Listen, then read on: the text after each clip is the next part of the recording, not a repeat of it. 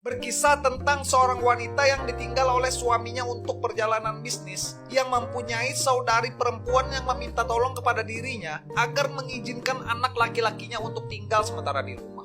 Akan tetapi karena wanita ini sudah terlalu lama tinggal sendiri, ia malah melampiaskan keinginannya dengan anak kakaknya itu sendiri. Apakah yang akan terjadi dengan wanita ini dan ponakannya di ending cerita? Penasaran gimana alur cerita dari film ini? Siapkan cemilan kalian, langsung aja dah kita gas ke pembahasannya cuy. Di awal film kita akan diperlihatkan seorang wanita yang sedang terlihat menelpon suaminya yang sedang melakukan perjalanan bisnis untuk pekerjaannya. Seperti nama aslinya, wanita ini juga diceritakan bernama Meguri.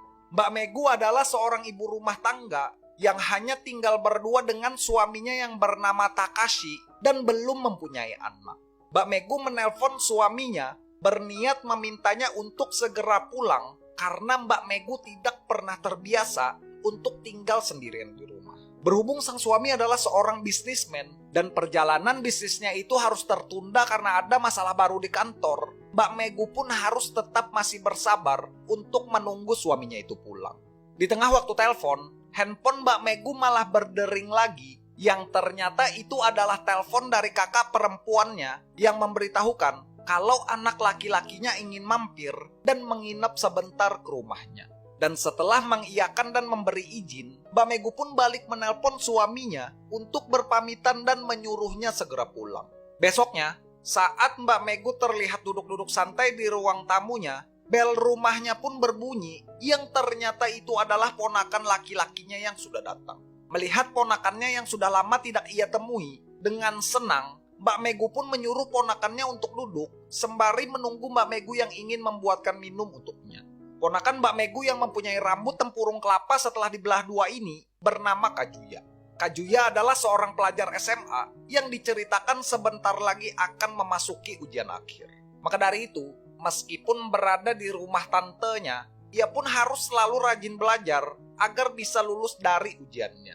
Saat kembali dari mengambil minuman dan kue kering untuk keponakannya, Mbak Megu pun duduk dan mengajak ponakannya yang ia sayangi itu untuk mengobrol. Mbak Megu bilang, sudah lama ia tidak bertemu dengan Kajuya yang sekarang sudah terlihat dewasa. Sambil memuji ponakannya yang selalu rajin belajar, Mbak Megu juga bertanya, ingin bekerja di mana nanti setelah Kajuya tempurung lulus dari sekolahnya. Kajuya rambut tempurung yang mendengar hal itu, bukannya menjawab pertanyaan dari Mbak Megu, Kajuya malah terfokus dengan bola-bola salju tantenya yang terlihat berbenturan dan membentuk sebuah garis. Ngah akan lirikan mata ponakannya, Mbak Megu pun terkejut dan tersipu malu karena tahu kalau ponakannya sudah menjadi pria dewasa. Berniat ingin iseng, dan berhubung suaminya masih lama pulang ke rumah, Mbak Megu malah menggoda ponakannya yang masih remaja itu dengan mendekatkan bola-bola salju yang sudah mengalami retak.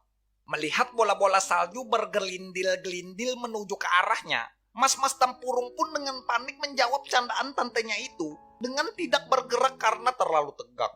Lalu melihat ponakannya yang gugup karena duduk di dekat bola-bola api, dengan leluasa ingin mendominasi, Mbak Megu pun iseng dan bertanya kepada Mas Kajuya ponakannya, apakah Kajuya sudah mempunyai pacar. Akan tetapi lagi-lagi, karena bola-bola di hadapannya terlalu sering terbentur dan hampir tidak bisa diselamatkan lagi, Doraemon brand ambasador tempurung kelapa ini pun hanya bisa terdiam dan berdoa agar bola-bola tidak melebur dan pecah di tempat. Mengetahui ponakannya masih perjaka dan belum pernah merasakan apa itu cinta, Mbak Megu malah bilang, dulu saat Mbak Megu seumuran dengan Mas Kajuya, ia malah terlalu sering bermain-main dengan para pria. Dan tidak hanya sampai di situ, karena sudah terlalu gemas, Mbak Megu malah menuju ke kamarnya untuk melepaskan perisai vibranium yang menutupi bola-bola dan kerang jeli-jelinya. Kembali ke ruang tamu tanpa segitiga penutup hidangan utama, dengan sepoi-sepoi, Mbak Megu pun merasakan angin sejuk yang berhembus saat ia membelakangi Kajuya dan berpura-pura membersihkan jendela. Melihat kerang coklat tanpa cangkang tertampang di hadapannya, Mas Tempurung pun takjub dan melupakan pelajaran yang ia kerjakan.